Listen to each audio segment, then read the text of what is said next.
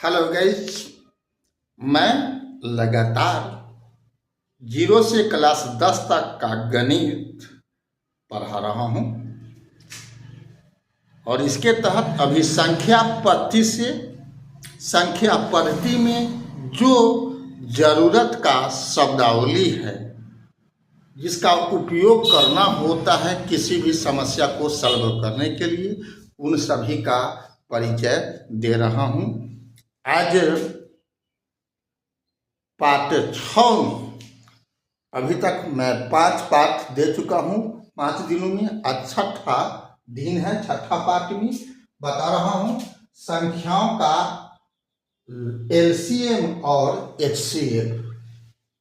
तो एलसीएम को शॉर्ट में लॉसा बोलते हैं, उसका अंग्रेजी होता है लिस्ट कॉमन मल्टीपुल। इसका परिभाषा होता है 2 या अधिक संख्याओं के लिए वह सबसे छोटी संख्या एलसीएम कहलाती है जो उन संख्याओं से पूर्णतः विभाजित होती है। मान लो 2 है, 3 है और 4 है।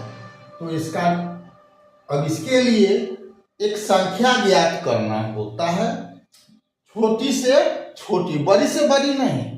नामी है लघुत्तम यानी सबसे लघु यानी सबसे छोटा, कि वैसा संख्या जिसमें छोटा से छोटा, जिसमें 2 से भी, 3 से भी, 4 से भी भाग लग जाए। तो इसका एलसीएम कितना होगा? तो आपको 12 होने वाला है। कैसे, इसकी चर्चा मैं आगे करूंगा। फिलहाल 12 में देखो 2 से भी भाग लगेगा, 3 से भी लगेगा और 4 से भी लगेगा। 12 से ऐसा कोई छोटी संख्या नहीं है जिसमें इस तीनों से भाग लगे। इससे बड़ा मिलेगा क्या? 24, 36, फिर 48 वगैरह वगैरह, इस टाइप से बहुत सा मिलेगा। तो यह सबसे छोटी संख्या क्या है? 12, और यही एलसीएम कहलाता है। ठीक है, अब हम बताएंगे। हाँ, उपयोग की बात है। इसका उपयोग क्या होता है? भिन्न का जोड़ घटाव ज्ञात करने में। 2 ही तरह इसका काम होता है, भिन्न का जोड़ और घटाव ज्ञात करने में। तथा एक और भी होता है समहर भिन्न बनाने में, मतलब 2 या अधिक भिन्नों के हर को बराबर करने में। नीचा आपको सवाल मिलेगा कि समहर भिन्न बनाए, या कौन छोटा है कौन बड़ा है। उस सब में जो समस्या होती है उसको आपको ज्ञात करने के लिए हर को बराबर करना होता है। ठीक है, तो परिभाषा समझ गया, उपयोग समझ गया। अब एलसीएम निकालने का मुख्य रूप से 2-3 तरीका है, उन सभी के बारे में मैं आपको परिचय अब देने जा रहा हूं। ठीक है, देखिए। तो अब हम लसा ज्ञात कर रहे हैं। मान लो कि संख्या 3 गो है, 12, 16, 20 का लसा ज्ञात करना यानी लघुत्तम ज्ञात करना। तो फर्स्ट विधि आपको है भाग विधि। भाग में क्या करते हैं? जो संख्या दिया हुआ है उसे हम लिख लेते हैं कॉमा दे करके, और इसमें छोट से छोट संख्या से भाग करते हैं, खास करके अभाज्य संख्या से। ठीक है, और ये कोई इसमें भाग विधि में जरूरी ये होता है कि कम से कम 2 या 2 से ज्यादा यानी समूचा को विभाजित करने वाला कोई संख्या हो तो उसे आप दे सकते हो, इसमें भाग लगा सकते हो। अपना मन से आपको चुनना है। यहाँ पर हम 12, 16, 20 में 2 से भाग लगा रहे हैं। आप 4 से भी लगा के कटा सकते हो कि 4 से भी तीनों कटने वाला है। ठीक है, दोनों स्थिति में आंसर वही आएगा। तो हमने 2 से दिया था 6 हो गया, 12 के जगह पर 16 के जगह पर 8 और 20 के जगह पर 10 हो गया। अब 6, 8, 10 है, फिर 2 से इसमें लगेगा तो 3, 6 के जगह पर, 8 के जगह पर 4, 10 के जगह पर 5 हो गया। अब क्या बचा? 3, 4, 5। इसमें से कम से कम नियम है कि 2 संख्या कटना चाहिए जिससे भी भाग दे रहे हो।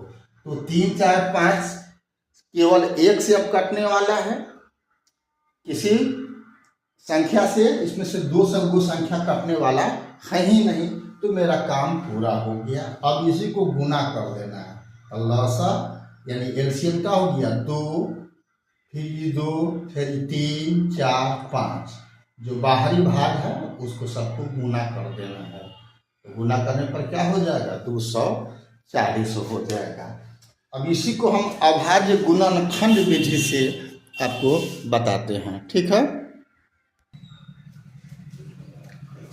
तो उन्हीं संख्याओं को हम अभाज्य गुणनखंड विधि से कैसे ज्ञात करेंगे?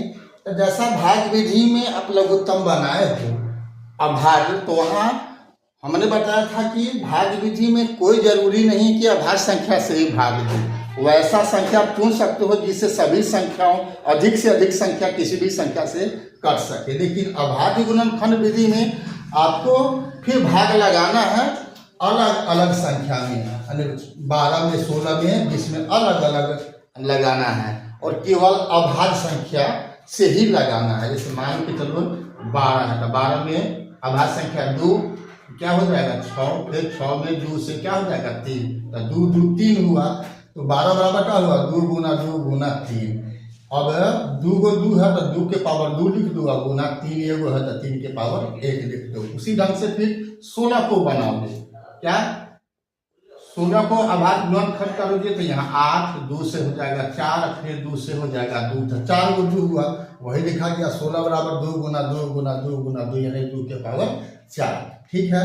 अब बच गया 20, 20 का 20 ही ढंग से अभाज्य गुणनखंड करो। 2 से 20 में दोगे क्या होगा? 10, फिर 10 में 2 से लगाओगे क्या हो जाएगा? 5, 5 भी अभाज्य संख्या तो 2, 2, 5 हो गया, तो 20 का क्या लिखा? 2 गुना 5 यानी 2 के पावर 2 गुना 5। तो इस प्रकार से आपको प्रत्येक संख्या का अभाज्य गुणनखंड तैयार कर लेना है। घात के रूप में आप लिख लीजिए, अगर जिसका घात है 100, नहीं है तो नहीं है। अब यहाँ पर क्या हुआ? अब देखो अब लसा क्या कैसे लिखते हैं, तो इसमें जो कॉमन होगा यानी 2 दिख रहा है, 2 के पावर यहाँ पर 2 है, 2 के पावर 4 है, 2 के पावर 2 है, तीनों में जब संख्या हो सभी में कोई आधार जब समान हो तो उसमें से सब बड़ा घात वाला लेते हैं। 2 के पावर 2, 2 के पावर 4, 2 के पावर 2, सबका आधार 2 ही है, तो सबसे बड़ा घात कौन है? 4, तो हम 2 के पावर 4 लेंगे। ये 2 का पावर 2 और 2 की पावर 2 जो है इसको लेने की जरूरत नहीं है, सबसे बड़ा घात है वही लेना है, ठीक है। अब उसके बाद जो बच गया, यहाँ क्या बच गया? 3 के पावर 1, तब 3 यहाँ लिख दिए और फिर 5 बच गया है, तो यहाँ पर 5 भी लिख दिए। अब इसको गुना कर दो, तो 2 के पावर 4 के मतलब 16, 3 गुना 5 गुना करोगे 240 आ गया, ठीक है। अब तीसरा विधि भी आप जान लो, ट्रिक विधि। तो अब ट्रिक विधि में क्योंकि अब चुनना होता है तो चुनने में आपको बनाने की जरूरत नहीं है, सीधे ट्रिक लगा दो और जल्दी से जल्दी काम आपको कर लेना होता है। यहाँ पर क्या है? 12 है, 16 है और 20 है, तो आपको इसमें सबसे बड़ी संख्या कौन है? 20 है, ठीक है ना। तो 20 का ही पहाड़ा पढ़ो और देखो कि वह पहाड़ा इस 12, 16 से कब कटता है। तो आपको 20 दूनी 40, 20 का पहाड़ा लिखते हैं पहले का 20, 20 दूनी 40, 20 तिहाई 60, 20 चौका 80, 20 पचे 100, 20 छक 20 है। उसके बाद हो जाएगा 140, 160, 180, 200, ठीक है। तो ऐसे तो 10 तक पहुंचते हो, लेकिन अब देखो इसमें से क्या 12 से भाग लगने वाला है, इसमें लगने वाला है कौन? 12 से 120 में, लेकिन 16 से नहीं जाने वाला है, 16 से 160 में लगेगा, ठीक है। तो अब इसका और इसका दोनों में तो चूंकि लग नहीं रहा तो ये बात नहीं हुआ। अब हम इसको आगे पढ़ते हैं। 200 के बाद क्या हो जाएगा, 220 और 240 आगे भी होगा। तब देखो कि अब 240 में 12 से जाएगा, 12 दूनी 24, 20 मरतबे, 16 से भी जाएगा, क्या मरतबे, 15 मरतबे लगेगा। तो यही आपका लघुत्तम हो गया। ठीक है, तो इसको अभी तो समझा रहे हैं इसलिए टाइम लग रहा है, लेकिन अपना दिमाग चलाओगे तो 20 का पहाड़ा कौन है जो तीनों से कटने वाला हो, दिमाग चलाना है और जल्दी से जल्दी आपका समस्या का समाधान होगा। तो अब हम मशक के बारे में बताते हैं। लसा का यही 3 विधि है। तो अब मशक की बात करेंगे तो मशक को हम लोग HCF बोलते हैं और हिंदी में महत्तम समाप्त वर्त बोलते हैं। अंग्रेजी में क्या होता है, हाईएस्ट कॉमन फैक्टर। तो इसका परिभाषा 2 या अधिक संख्याओं के लिए वैसी सबसे बड़ी संख्या HCF कहलाती है जिससे वे संख्याएं पूर्णतः विभाजित होती है। मान लो यहाँ पर हम दे रहे हैं 12 और 15। तो इसके लिए जो भी संख्या आप मालूम करोगे जो सबसे क्या हो, बड़ा से बड़ा हो, उससे ये दोनों कटना चाहिए पूरा पूरा। तक क्या मिलेगा, रिजल्ट आएगा आपका 3। क्या आएगा, 3।